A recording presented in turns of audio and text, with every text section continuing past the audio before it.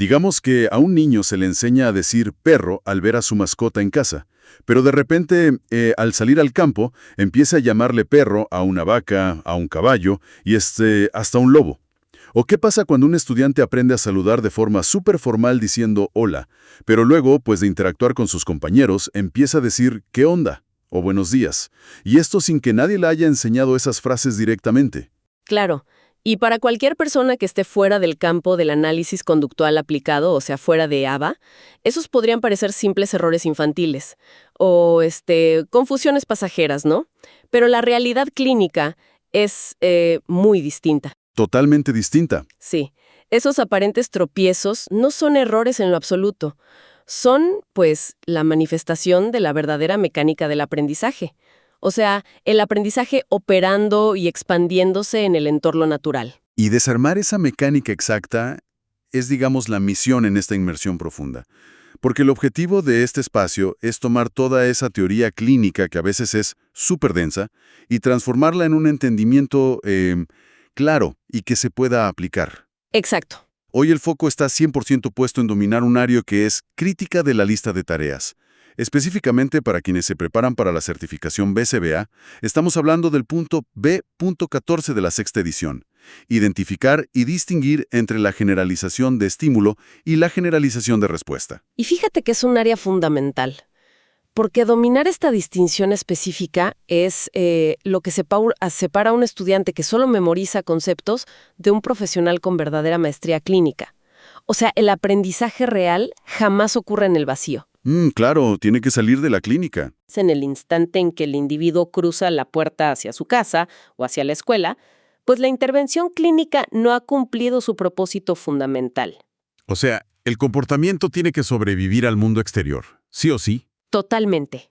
Y para entender cómo lograr que una habilidad prospere cuando el ambiente cambia de manera inevitable, primero hay que analizar qué ocurre cuando el entorno físico se transforma, pero el comportamiento de la persona se mantiene inalterable. Pues empecemos examinando un caso clásico en la literatura que ilustra este fenómeno de una manera súper clara.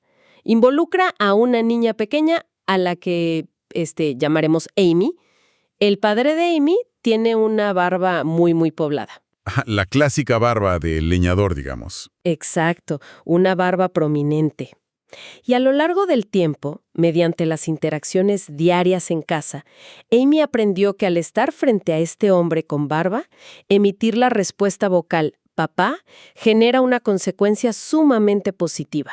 Recibe atención. Sí, invariablemente recibe atención social, un abrazo o sonrisas. Y bajo la lupa clínica, ese rostro familiar no es solo una cara, o sea, opera como un estímulo discriminativo.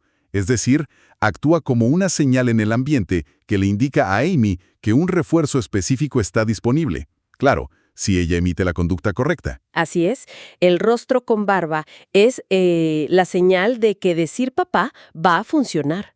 Pero la situación se vuelve interesante cuando el entorno cambia. Imagina que la familia va de compras al supermercado. Un ambiente totalmente distinto. Exacto.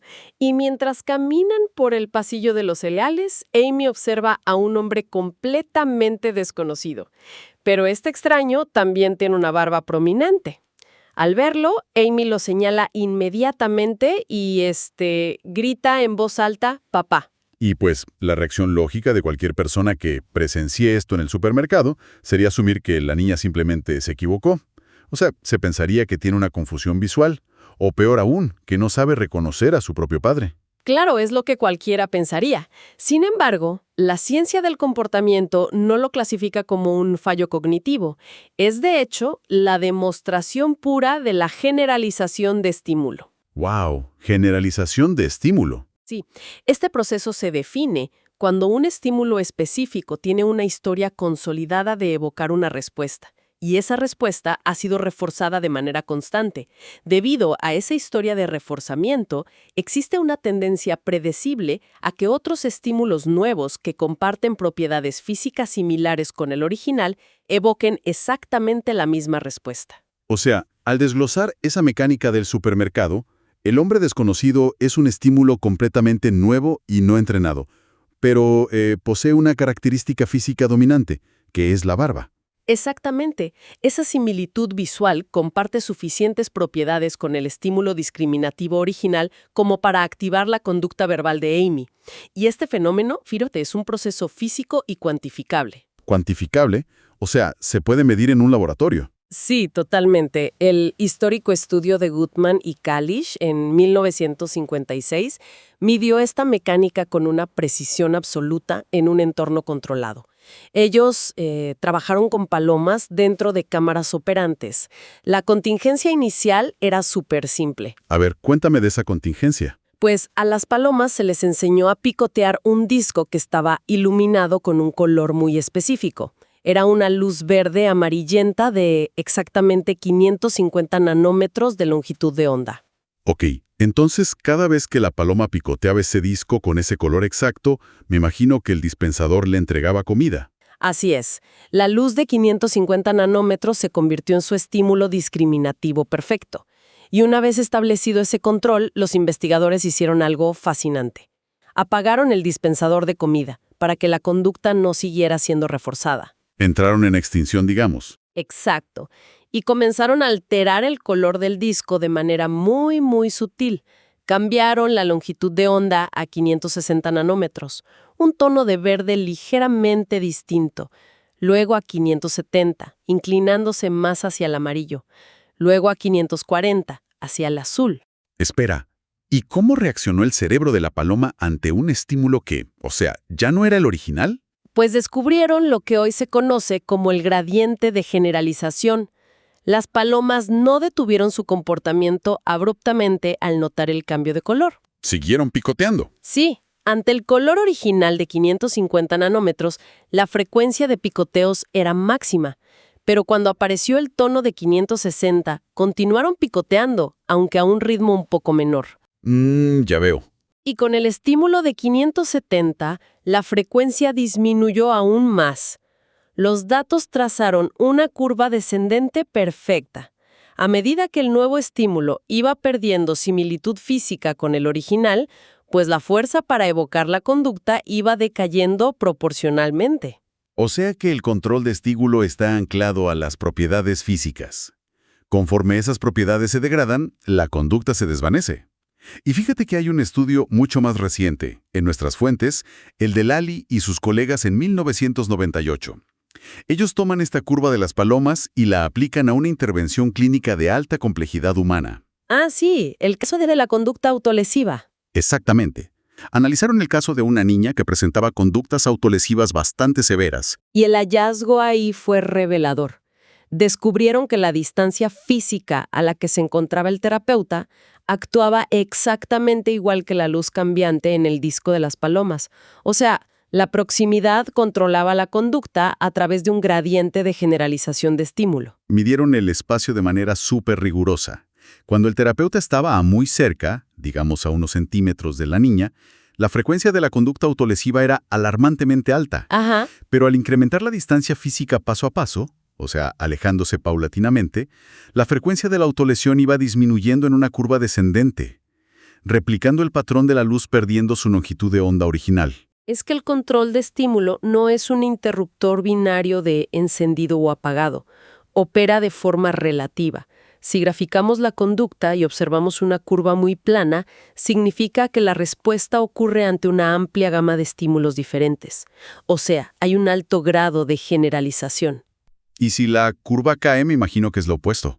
Exacto. Si la curva muestra una caída drástica y afilada al menor cambio en el ambiente, significa que la conducta solo ocurre bajo condiciones sumamente estrictas. A esto último se le llama discriminación. Para visualizarlo en la vida moderna, digamos, imaginemos a una persona usando la red Wi-Fi de su casa. El router inalámbrico es el estímulo discriminativo original. Si la persona está de pie junto al router, la señal es óptima mostrando todas las barras en el celular. Súper claro. Pero si la persona camina hacia la cocina, las propiedades del entorno cambian por las paredes y la distancia, reduciendo la señal a 3 barras. Y al salir al jardín de la casa, la señal cae a una sola barra. Hasta que el estímulo es tan distante y físicamente distinto que la conexión simplemente se extingue. Es una ilustración excelente de cómo la similitud física y espacial dicta la fuerza de la evocación. Entonces, si el entorno cambia pero el comportamiento se mantiene estático, tenemos generalización de estímulo. Pero ¿qué sucede en el escenario diametralmente opuesto?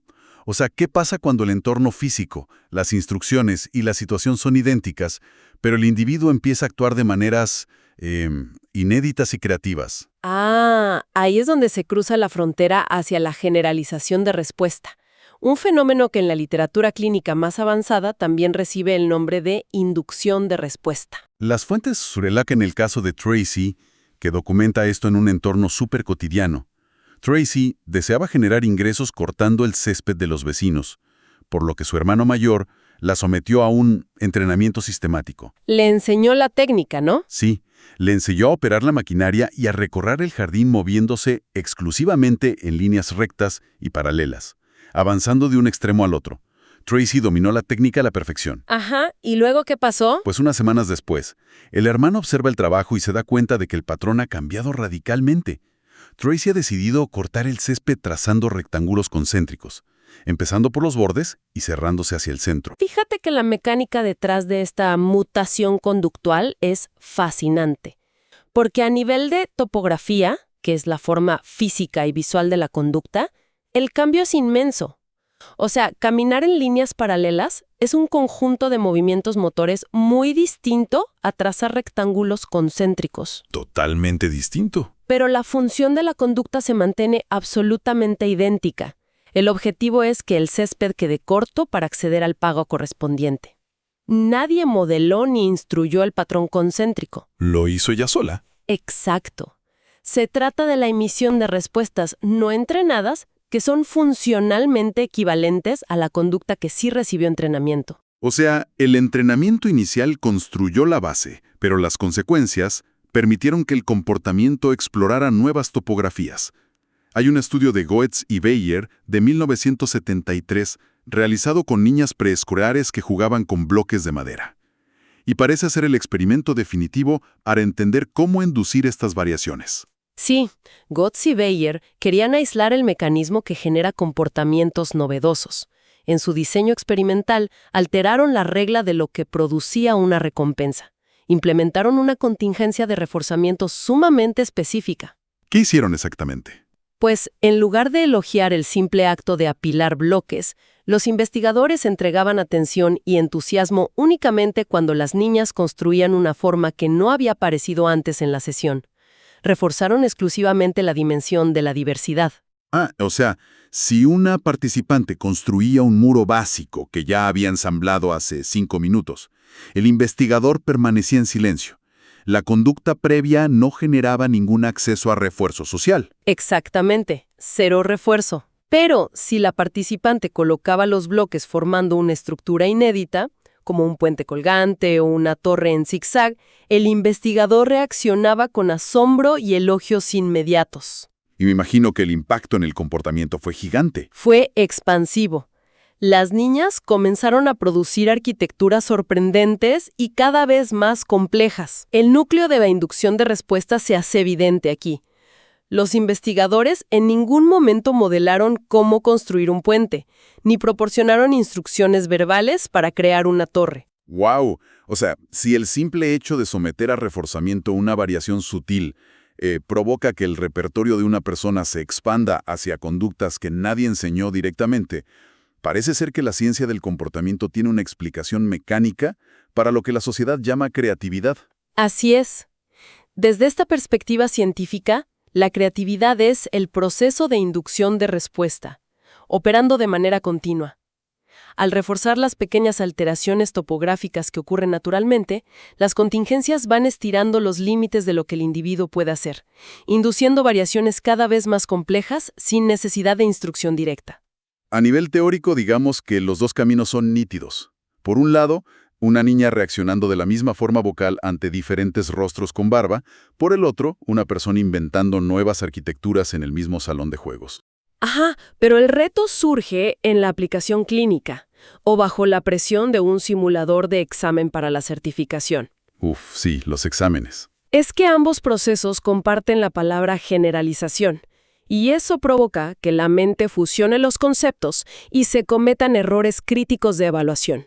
Y esa confusión terminológica es una trampa súper recurrente. La única forma de garantizar precisión es analizar la contingencia mediante una regla estructural que sea inquebrantable. Hay que aislar qué elemento se mantiene constante y cuál elemento se multiplica. Y esa estructura es el atajo mental definitivo. Desglosemos la regla de oro para quienes nos escuchan. Empecemos con la generalización de estímulo. A ver, ¿cuál es la ecuación ahí? La ecuación dicta que múltiples estímulos antecedentes evocan una única topografía de respuesta. O sea, el ambiente se multiplica, pero la forma de actuar queda petrificada. Como el caso de Amy. Exacto.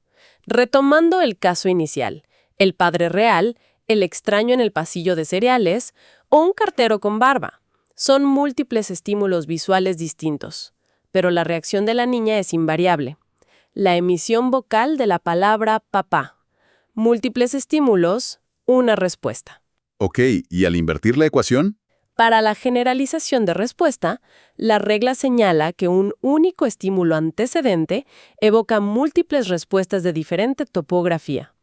El ambiente es constante, pero el comportamiento se multiplica en un abanico de variaciones. Como saludar a un amigo, ¿no? Tal cual.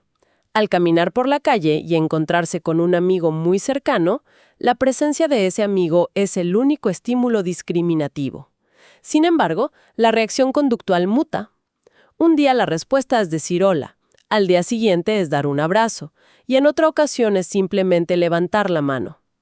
Un solo estímulo desencadena múltiples topografías, todas cumpliendo la misma función social. Sometamos esa regla a estrés con un caso práctico extraído de escenarios de examen de certificación. Es un ejemplo que habitualmente genera un altísimo porcentaje de respuestas incorrectas.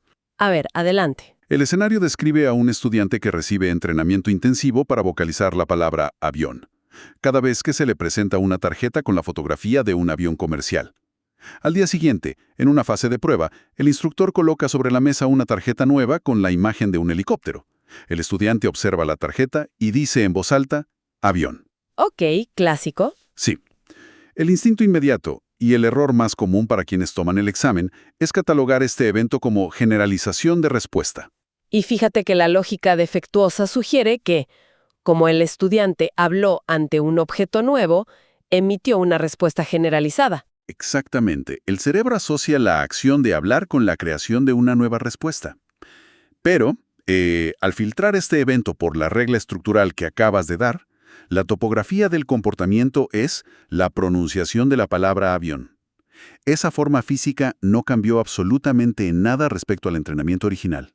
Nada en absoluto. Lo que se transformó por completo fue el material sobre la mesa. Se pasó de la imagen A a la imagen B. Y el análisis es irrefutable ahí. El entorno ambiental cambió. La fotografía del avión y la del helicóptero comparten propiedades físicas prominentes. O sea, ambos son vehículos aéreos, tienen alas o aspas y se relacionan con el vuelo. Esas similitudes provocaron que el control de estímulo establecido por la primera imagen se extendiera a la segunda. Claro. Y dado que la topografía de la conducta verbal no sufrió ninguna alteración, es un caso de generalización de estímulo en su forma más pura. Es que si la forma física en que el individuo actúa no presenta variaciones, es mecánicamente imposible que se trate de inducción o generalización de respuesta. Tener esta claridad, digamos, cambia la observación superficial por un diagnóstico clínico profundo. Y es ese nivel de análisis el que permite enfrentar el reto final de la disciplina, porque la generalización espontánea es un fenómeno súper escaso en poblaciones clínicas. No pasa por arte de magia. Para nada. Para que las habilidades adquiridas en terapia sobrevivan en el mundo exterior, la generalización no puede dejarse a la suerte. Debe ser programada deliberadamente en el diseño del tratamiento. Y el estudio de Stokes, Bayer y Jackson, publicado en 1974, detalla un esfuerzo de programación que expone esta necesidad. La investigación se centró en individuos con retrasos severos en el desarrollo, y el objetivo era instaurar la conducta social de saludar con la mano. Un objetivo muy funcional. Sí, la intervención inicial utilizó a un solo instructor encargado de moldear y reforzar el movimiento del saludo. Y los datos iniciales de ese estudio arrojaron un escenario clínico frustrante, pero lamentablemente común. Los individuos aprendieron a ejecutar el saludo a la perfección. ¿Pero qué pasó? El problema fue que el control de estímulo quedó anclado de forma exclusiva a las características físicas de ese único instructor. Desarrollaron una discriminación tan estricta que si cualquier otra persona caminaba cerca de ellos, la conducta de saludar simplemente no ocurría. Wow. Y para fracturar ese control de estímulo restrictivo, el equipo de investigación orquestó una intervención masiva basada en una estrategia que llamaron entrenamiento con múltiples ejemplares. Involucraron a más de 20 miembros del personal que laboraba en la institución, desde enfermería hasta el personal administrativo. Una red inmensa. Así es. Coordinaron situaciones para que estas diferentes personas se aproximaran a los participantes en diversos escenarios del edificio, los corredores, el comedor, los patios. Si un participante lograba emitir el saludo hacia alguna de estas personas nuevas, el empleado debía responder de inmediato con un saludo verbal altamente entusiasta, proveyendo el refuerzo. Y al inundar el entorno natural con variaciones constantes de personas, lugares y horarios, pues el entrenamiento con múltiples ejemplares logró disolver el control rígido del primer instructor. El comportamiento logró cruzar los límites del entrenamiento original y la conducta social se generalizó exitosamente. Hacia toda la comunidad. Pero fíjate que hay una aparente contradicción que surge al analizar este inmenso esfuerzo por expandir una habilidad. Si el propósito definitivo de ABA es que las personas desplieguen sus habilidades libremente en el mundo exterior, resulta contraintuitivo que la literatura clínica constante advierta sobre los peligros de la sobregeneralización. O sea, ¿acaso el objetivo final no es que las habilidades se usen en todas partes y con todo el mundo? Es una excelente pregunta, pero la expansión conductual sin límites sociales genera consecuencias desastrosas. O sea, el fenómeno de la sobregeneralización, que técnicamente se denomina control de estímulo defectuoso, ocurre cuando una conducta previamente reforzada se emite en contextos donde resulta inapropiada, o inútil, o directamente castigada por el entorno social. La generalización requiere de fronteras precisas. Las habilidades de preparación para el empleo ilustran este riesgo perfectamente, digamos.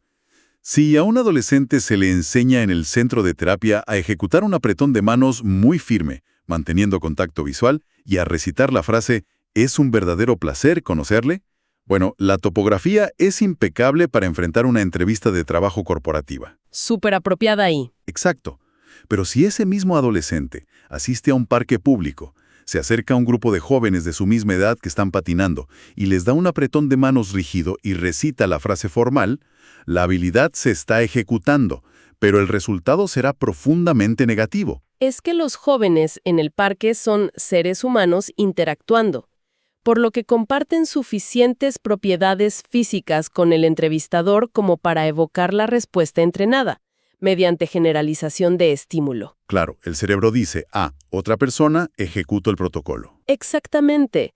Sin embargo, en ese entorno casual, la formalidad de la respuesta resulta rígida y anómala, lo que casi inevitablemente generará rechazo o burlas por parte del grupo.